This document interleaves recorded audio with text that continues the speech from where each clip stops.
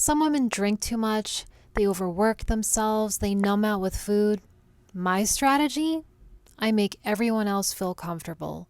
And for years, I thought that made me a good person. But one of the most exhausting things a woman can do is constantly manage other people's emotions. Can you relate to that? I used to think that people pleasing meant I was kind, thoughtful, easy to live with.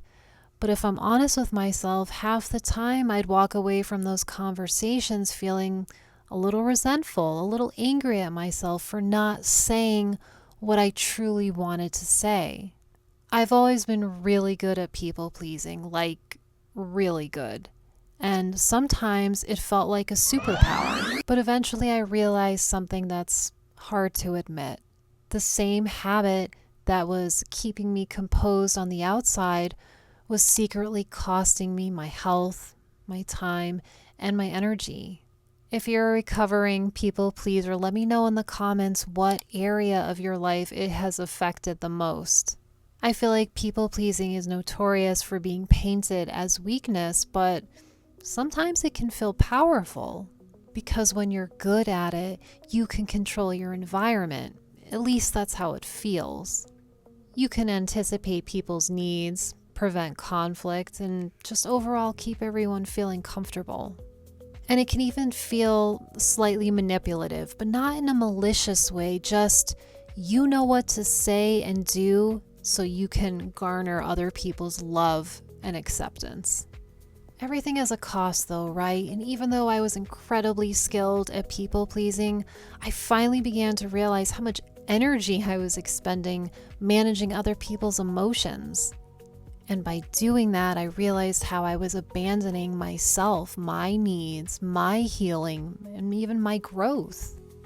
In trying to heal from Lyme disease and other health issues, I finally saw how I was taking responsibility for things that weren't even mine. And then I began to see I had been doing it my entire life. I always tried to keep the peace, prevent frustration, just overall keep things running smoothly. I thought I was being helpful until I realized I was actually hiding. What is the real reason for people pleasing, especially in high functioning, self-aware women? Well, I've come to realize it acts like a distraction. It's so much easier to manage everyone else than to actually sit with the little girl inside of you and give her what she never got. People pleasing in essence gives you quick wins. Someone smiles, someone says thank you, someone sees you.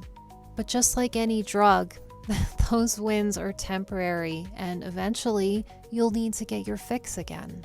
I spent so many years protecting the little girl inside of me, and in many ways it's completely understandable.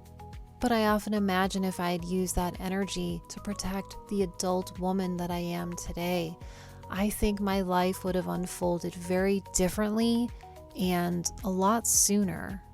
I think when you stop abandoning yourself, things start to move very quickly and the truth begins to reveal itself. And it's this realization that led me to the work I do now, and I help women with what I call personal expansion, which is really about reconnecting to your body, your energy, and the truth you've been overriding for years. That's why I offer something called a body breakthrough audit, where we look at deeper patterns that are draining your energy so you can start expanding into the life that actually feels like yours. One of the boundaries I started practicing is really simple, and perhaps you could start adopting it. Before I say yes to something, I ask myself, how will this make me feel later?